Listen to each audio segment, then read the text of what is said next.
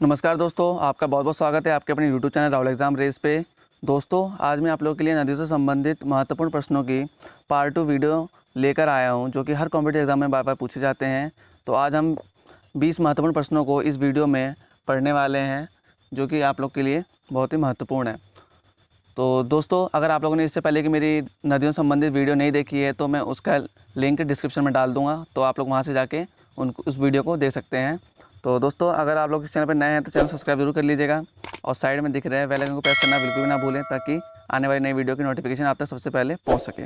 तो चलिए दोस्तों, ज़्यादा टाइम वेस्ट ना करते हुए चलते हैं क्वेश्चन की ओर और देखते हैं आज के महत्वपूर्ण प्रश्न क्या हैं। तो क्वेश्चन है दोस्तों, कौन सी नदी अरुणाचल प्रदेश से होकर बहती है? तो बताइए फ्रेंड्स, कौन सी नदी अरुणाचल प्रदेश से होकर बहती है?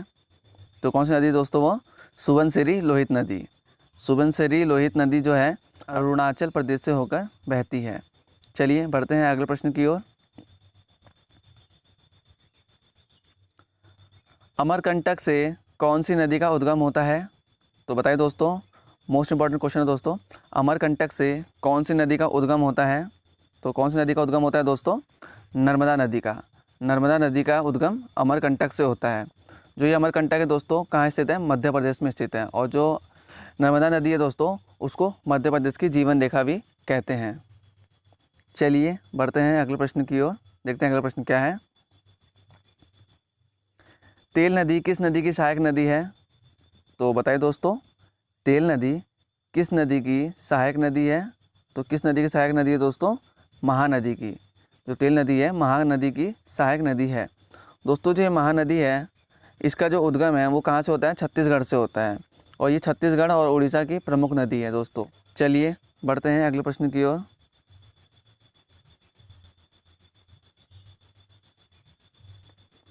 कौन सी नदी एस्चुरी ज्वारमुख नहीं बनाती है? तो बताइए दोस्तों, वो कौन सी नदी है जो एस्चुरी ज्वार नदमुख नहीं बनाती है? तो कौन सी नदी है दोस्तों? वो महानदी। तो चलिए बढ़ते हैं अगले प्रश्न की ओर दोस्तों। दक्षिण भारत की नदियाँ कौन सा अफवाह तंत्र रखती हैं? तो बताइए फ्रेंड्स, दक्षिण भारत की नदियाँ कौन सा अफवाह तंत्र रखती हैं? तो किस प्रकार का अफवाह तंत्र रखती हैं दोस्तों दक्षिण भारत की नदियाँ? वृक्षनुमा अफवाह तंत्र दक्षिण भारत की नदियाँ रखती हैं। चलिए बढ़ते हैं अगले प्रश्न की ओर। किस नदी को बंगाल का अभिशाप कहा जाता है? दोस्तों, बहुत इंपॉर्टेंट क्वेश्चन है ये कई बार एग्जाम में पूछा गया है। किस नदी को बंगाल का अभिशाप कहा जाता है? तो किस नदी को कहा जाता है दोस्तों? दामोदर नदी को। दामोदर नदी को बंगाल का अभिशाप कहा जाता है। तो यहाँ पर थोड़ा दामोदर नदी के बारे में थोड़ा बात कर लेते हैं, डिस्कस कर लेते हैं। जो दामोदर नदी है दोस्तों, झारखंड के छोटा नागपुर ठार से निकलती है, ठीक है दोस्तों, और ये पश्चिम में बहते हुए हुगली से मिलती है। चलिए बढ़ते हैं अगले प्रश्न की ओर। कावेरी नदी का उद्गम स्थान कौन सा है? तो बताइए दोस्तों, कावेरी नदी का उद्गम स्थान कौन सा है? कावेरी नदी कहाँ से उद्गम होता है दोस्तों? तो कहाँ से होता है दोस्तों? ब्रह्मगिरी पहाड़ियों से। ब्रह्मगिरी पहाड़ियों से कावेरी नदी का उद्गम होता है दोस्तों। जो कि ये ब्रह्मगिरी पहाड़ियाँ कहाँ स्थित हैं दोस्तों? कर्नाटक में स्थित हैं। और जो कावेरी नदी है दोस्तों, इसकी कुल लंबाई कितनी है? 800 किलोमीटर। तो इसको भी ध्यान रखना है आप लोग को दोस्तों। और जो कावेरी नदी है दोस्तों, इसको दक्षिण भारत की गंगा भी कहते हैं। तो ये बातें भी ध्यान रखनी है आप लोग को। चलिए बढ़ते हैं अगले प्रश्न की ओर। कौन सी नदी अपना मार्ग परिवर्तन करने के लिए प्रसिद्ध है? तो बताइए फ्रेंड्स, कौन सी नदी अपना मार्ग परिवर्तन करने के लिए प्रसिद्ध है? तो कौन सी नदी है दोस्तों? वो कोसी नदी। कोसी नदी जो है अपना मार्ग परिवर्तन करने के लिए प्रसिद्ध है दोस्तों। कोसी नदी को बिहार का शोक भी कहा जाता है। तो ये बातें भी ध्यान रखना है आपको। चलिए बढ़ते हैं अगले प्रश्न की ओर। भारत की किस नदी को जैविक मरुस्थल कहते हैं? दोस्तों, इंपॉर्टेंट क्वेश्चन है। भारत की किस नदी को जैविक मरुस्थल कहते हैं? तो बताइए दोस्तों, किस नदी को जैविक मरुस्थल के नाम से जाना जाता है? तो कौन सी नदी है दोस्तों? वो दामोदर नदी। दामोदर नदी को जैविक मरुस्थल कहते हैं। चलिए बढ़ते हैं अगले प्रश्न की ओर। कपिली किसकी सहायक नदी है?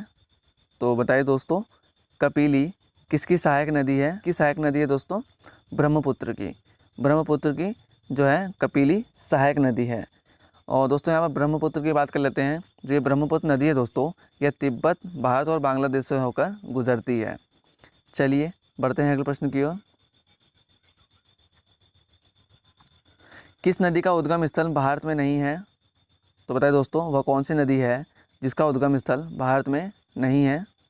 तो कौन सी नदी है दोस्तों? सतलज नदी। सतलज नदी का जो उद्गम है दोस्तों भारत में नहीं है। दोस्तों जो सतलज नदी है वो तिब्बत के राक्षस ताल मानसरोवर से इसका उद्गम होता है। तो ये बात भी ध्यान रखना है आप लोगों को दोस्तों। चलिए बढ़ते हैं अगले प्रश्न की ओर। दोस्तों अगर वीडियो पसंद है वीडियो को लाइक ज़रूर कर दीजिएगा और चैनल पर नया है तो चैनल को सब्सक्राइब करना बिल्कुल भी ना भूलें। तो क्वेश्चन दोस्तों, कालिंदी नदी को दूसरे किस नाम से जाना जाता है? तो बताइए दोस्तों, कालिंदी नदी को दूसरे किस नाम से जाना जाता है? दोस्तों इंपॉर्टेंट क्वेश्चन है। तो किस नाम से जाना जाता है दोस्तों? यमुना नदी के नाम से। कालिंदी नदी को यमुना नदी के नाम से जाना जाता है। दोस्तों जो यमुना नदी है इसकी सहायक नदियाँ कौन कौन सी हैं? तो कौन कौन सी दोस्तों? चंबल, बेतवा और केन, ये तीनों नदी यमुना नदी की सहायक नदियाँ हैं। तो इन बातों को भी ध्यान रखना है आप लोग को। चलिए बढ़ते हैं अगले प्रश्न की ओर। भारत और नेपाल के मध्य कौन सी नदी सीमा बनाती है? तो बताइए फ्रेंड्स, वह कौन सी नदी है जो भारत और नेपाल के मध्य में सीमा का निर्माण करती है? तो कौन सी नदी है दोस्तों? काली नदी। जो काली नदी है वो भारत और नेपाल के मध्य में सीमा बनाती है। दोस्तों जो काली नदी है इसे शारदा और काली गंगा भी कहते हैं। तो इस बात का भी ध्यान रखना। और ये हिमालय स्थित काला पानी नामक स्थान से निकलती है। तो इन दोनों बातों का आप लोगों को ध्यान में रखना है। चलिए बढ़ते हैं अगले प्रश्न की ओर। कौन सी नदी कच्छ के रन में समाहित हो जाती है? तो बताइए फ्रेंड्स, वह कौन सी नदी है जो कच्छ के रन में विलुप्त हो जाती है? तो कौन सी नदी है दोस्तों? वो लूनी नदी। लूनी नदी को हम सॉल्ट रिवर के नाम से भी जानते हैं। चलिए बढ़ते हैं अगले प्रश्न की ओर। दोस्तों question exam point of view से काफ़ी इंपॉर्टेंट है, इसलिए आप लोग इन क्वेश्चनों को सही से नोट डाउन कीजिए ताकि आप लोग एग्जाम टाइम में इसको सही से रिवीजन कर सकें। और तो क्वेश्चन दोस्तों, गंगा नदी के किनारे सबसे बड़ा शहर कौन सा है? तो बताइए फ्रेंड्स, आप लोगों से काफ़ी स्टूडेंट जानते होंगे कि गंगा नदी के किनारे सबसे बड़ा शहर कौन सा है? तो कौन सा है दोस्तों? कानपुर। जो कानपुर शहर है वो गंगा नदी के किनारे स्थित शहर है। तो दोस्तों जो गंगा नदी है उसकी कुल लंबाई कितनी है? 2525 किलोमीटर।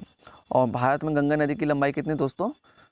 2071 किलोमीटर। और बाकी लंबाई कहाँ पर है? बांग्लादेश में। तो इन बातों को ध्यान रखना है आप लोग को।